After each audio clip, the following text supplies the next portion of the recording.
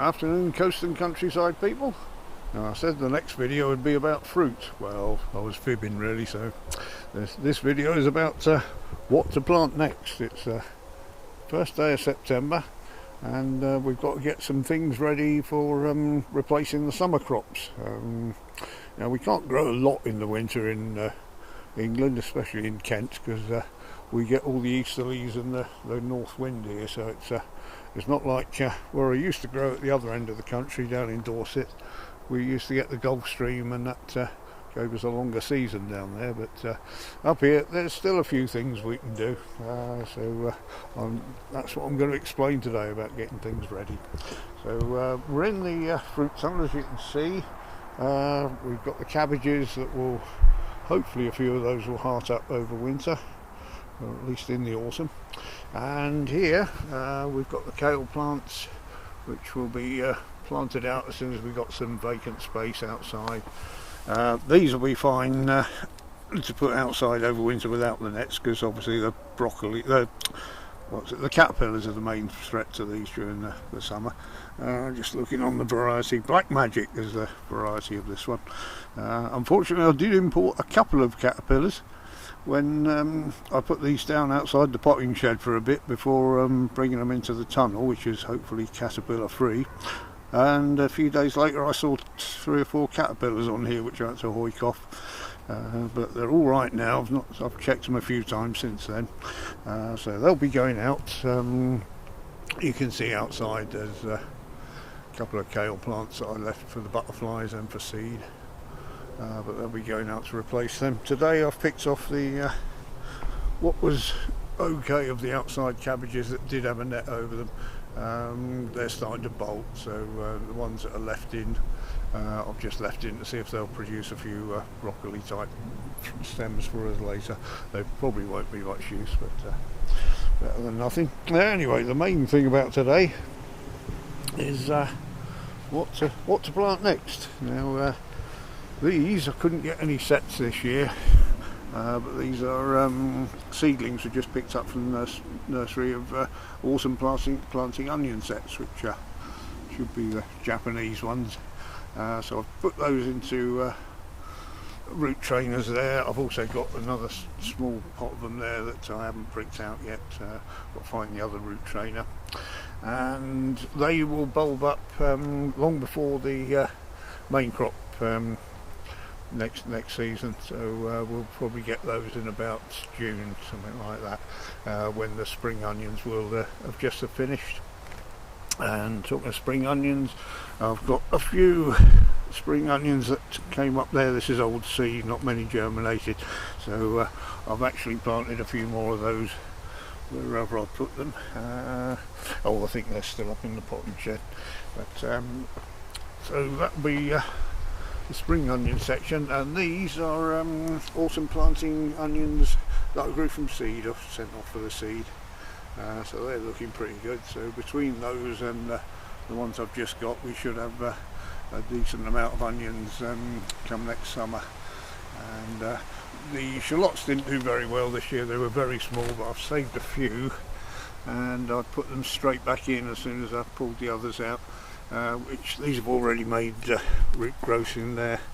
Hopefully if I look after them, give them some good compost and a long season, they might get a bit bigger. They really were not very big, not really a good thing for cooking with.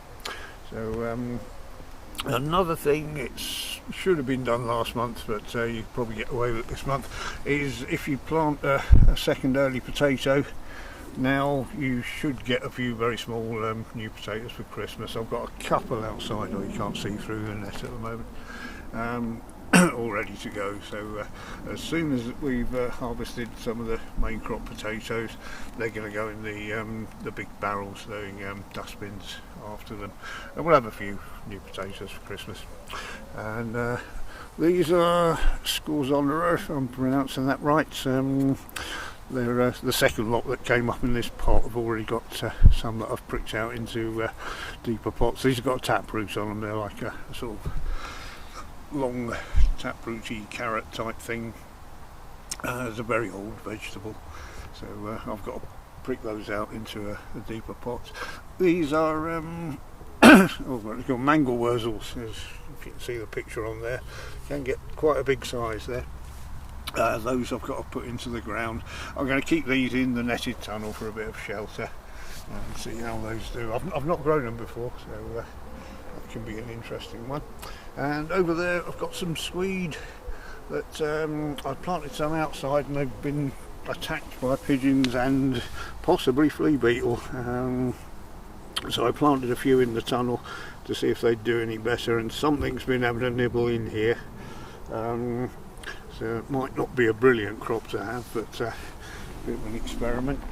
So what I thought about was some turnips. Turnips down here, which I've just sown. A month late for those, but I'm giving them a go. I've just put a few in to see how they get on, see if they get attacked by the same things, or whether we might actually get a crop off them. And the last thing here is cabbage. Just put some flower of spring cabbage in there, which the cabbages outside were planted at this time last year, so that gives you a clue how long a growth season cabbage is. And if we look around, I don't know if I've already said about this, but the strawberries in pots, I've put these here. These are our early ones in pots, but they will come up with runners once they've finished cropping. So I've put those in here. The runners will add to the strawberries in here that I had a bit of a weed out, clear out of the old strawberry plants. So then the pots will go back in and leave the runners behind for new strawberry plants. And I've been mulching with leaf mould and composted bark in here, set to where we get down here. And this was the big bits out of the compost that I've sieved the rest of the compost and through here. You can see the difference. Look at all the tomato plants that have come up out of this compost compared to the almost weed-free bark chippings and leaf mould there. So a bit of a difference there. Alright, I think that was about it. These currants are just starting to grow again, cutting those back from getting all the scale insects on, so I'll be training those up. I think I mentioned that last time, tying them into wires. So that was it. That was the roundup for today. So thank you very much for joining us. I'll see you in the next video.